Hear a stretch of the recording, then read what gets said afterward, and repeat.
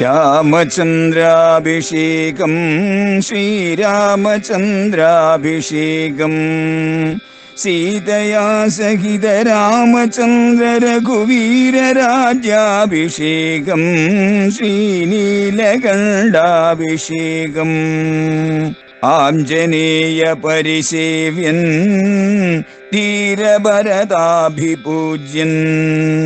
വീരലക്ഷ്മണ കുമാര ശത്രുഘ്ന സോദരാർച്ചിത പദാബ്ജൻ ശ്രീനീലകണ്ഠ ഹൃദയേശൻ രാമചന്ദ്രാഭിഷേകം ശ്രീരാമചന്ദ്രാഭിഷേകം. ഞാനിപ്പോൾ കാനനത്തിൽ പാർക്കുന്ന തപസ്വിയുടെ ധർമ്മം ഈ 14 വർഷക്കാലത്തേക്ക് സ്വീകരിച്ചിരിക്കുന്നു. അതുകൊണ്ട് കൂട്ടുകാരാ, നീ കൊണ്ടുവന്നിരിക്കുന്നതായ സ്നേഹം നിറഞ്ഞ ഈ പദാർത്ഥങ്ങൾ ഒന്നും തന്നെ എനിക്ക് സ്വീകരിക്കാനാവില്ല. സ്വീകരിച്ചതായി സങ്കല്പിച്ചുകൊള്ളൂ, അതിനെ തിരിച്ച് കൊണ്ടുപോയിക്കൊള്ളുക. എനിക്ക് ആകെ വേണ്ടത് ഇത് മാത്രം. അശ്വാനാം ഖാദനേനാഹം അർദ്ധീന അന്യേനകേനചിത്ത്. എന്റെ ഈ കുതിരകൾ, ആ കുതിരകൾക്കുള്ളതായ ഭക്ഷണം അത് മാത്രമേ വേണ്ടൂ. ആ ഭക്ഷണം അങ്ങ് കൊണ്ടുവന്നിട്ടുണ്ടല്ലോ, അത് കുതിരകൾക്കായിട്ട് ഞാനിതാ സ്വീകരിക്കുന്നു. അതല്ലാതെ മറ്റ് യാതൊരു വിഭവങ്ങളും എനിക്ക് ഈ അവസരത്തില് ഈ 14 വർഷങ്ങളില് പാടില്ല എന്നറിഞ്ഞുകൊള്ളുക. ഈ കുതിരകളാകട്ടെ എന്റെ പിതാവായിരിക്കുന്ന ദശരഥൻ ഏറ്റവും പ്രിയപ്പെട്ട കുതിരകളാണ്. വളരെ ശ്രദ്ധയോടുകൂടിയിട്ട് അദ്ദേഹം പരിപാലിച്ചു വരുന്നതുമാണ്. അങ്ങനെയുള്ള ആ കുതിരകൾക്ക് ഈ ഭക്ഷണ വസ്തുക്കൾ വളരെയേറെ പ്രയോജനപ്രദമാണ്. അത് ഞാൻ കുതിരകൾക്ക് വേണ്ടിയിട്ട് സ്വീകരിക്കുന്നു. ഇങ്ങനെ ഗുഹനെ അംഗീകരിച്ചുകൊണ്ട് ഗുഹന്റെ സ്നേഹ സൽക്കാരങ്ങൾക്കെല്ലാം ഉചിതമായിരിക്കുന്നതായ പ്രതികരണങ്ങളാൽ സന്തോഷം പകർന്നുകൊണ്ട് ശ്രീരാമചന്ദ്രൻ അന്ന് അവിടെ താമസിക്കുകയാണ്. ഇതാ സന്ധ്യ വരുന്നു. ശ്രീരാമചന്ദ്രൻ സന്ധ്യാ ആകുന്ന സമയത്ത് ആചമനാദി പൂജാ കർമ്മങ്ങളെല്ലാം നിർവഹിച്ചു. അത് കഴിഞ്ഞിട്ട് അദ്ദേഹം ഭക്ഷിക്കുന്നത് ലക്ഷ്മണൻ ഗംഗയിൽ നിന്നിട്ട് കൊണ്ടുവന്നതായ വെള്ളമാണ്. സീതാദേവിയും ജലപാനം മാത്രം ചെയ്തു.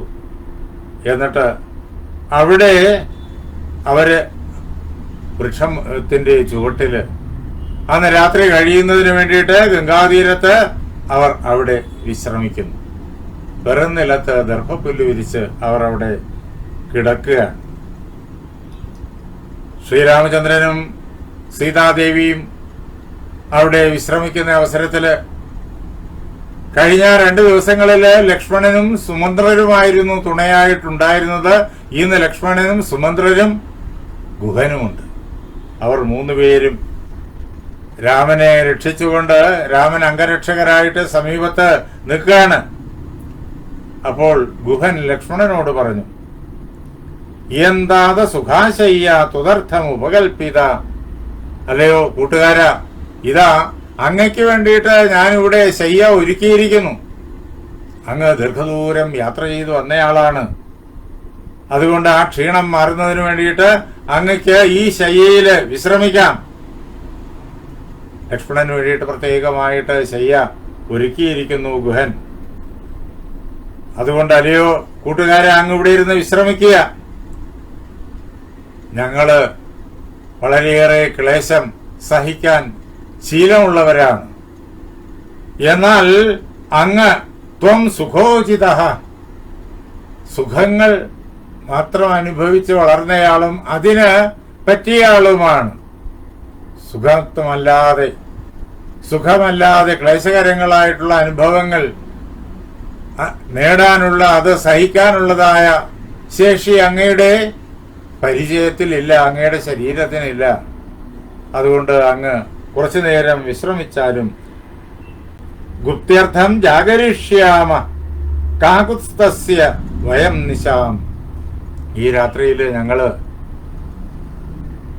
ഇവിടെ കാകുത്സ്ഥനെ രക്ഷിക്കുന്നതിന് വേണ്ടിയിട്ട് ഉറക്കമുളച്ച് അദ്ദേഹത്തിന്റെ സമീപത്ത് തന്നെ നിൽക്കും. അതുകൊണ്ട് അങ്ങയ്ക്ക് ഈ രാത്രി മുഴുവൻ വിശ്രമിക്കാമെന്ന് ഗുഹൻ ലക്ഷ്മണനോട് പറയും. അപ്പോഴേക്കും ലക്ഷ്മണന്റെ മറുപടി,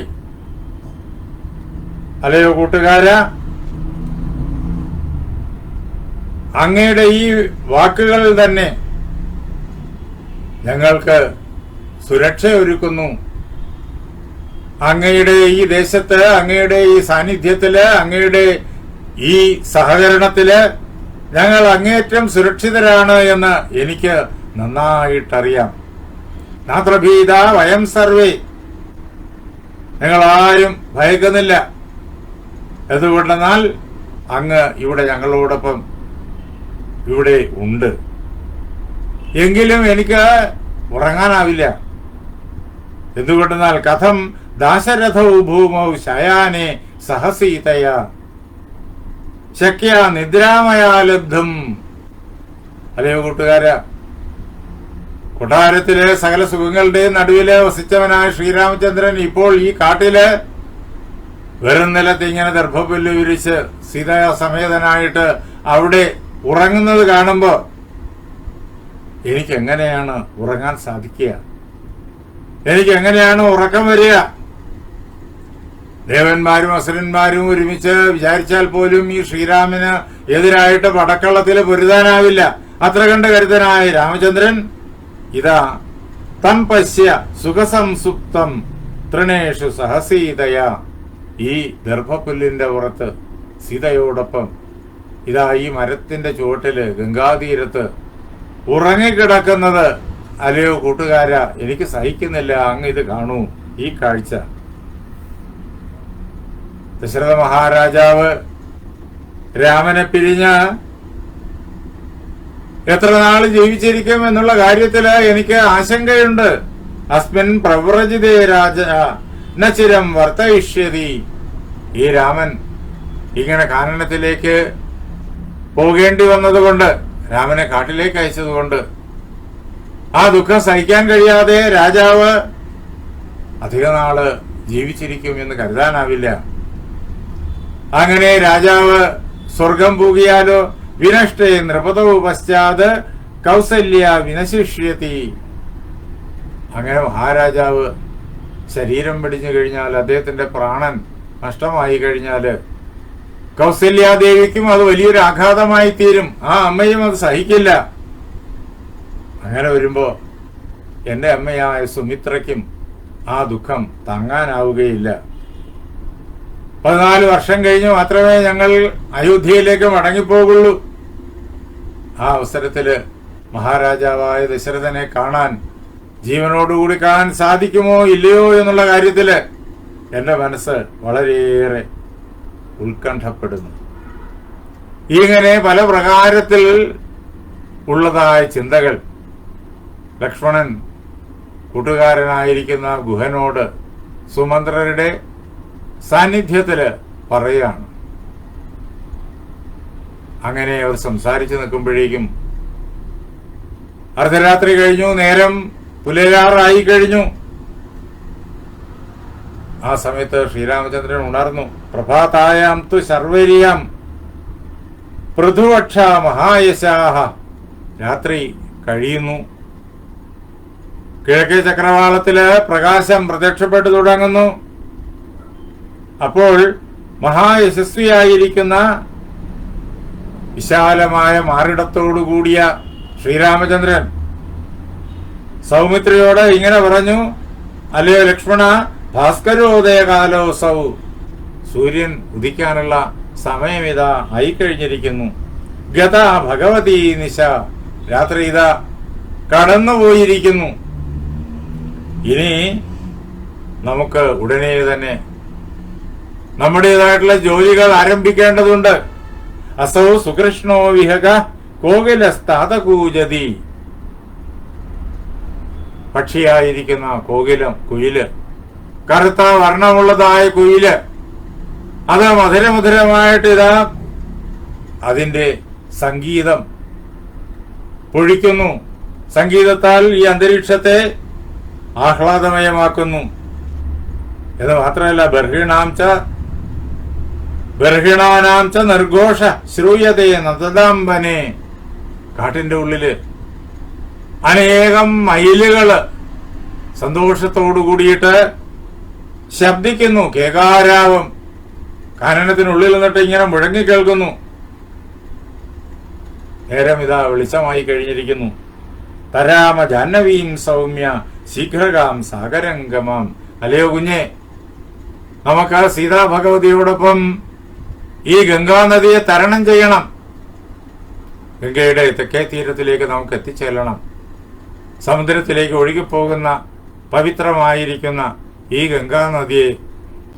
ഗംഗാനദിയെ വന്ദിച്ച് നമുക്ക് ഗംഗ തരണം ചെയ്യണം.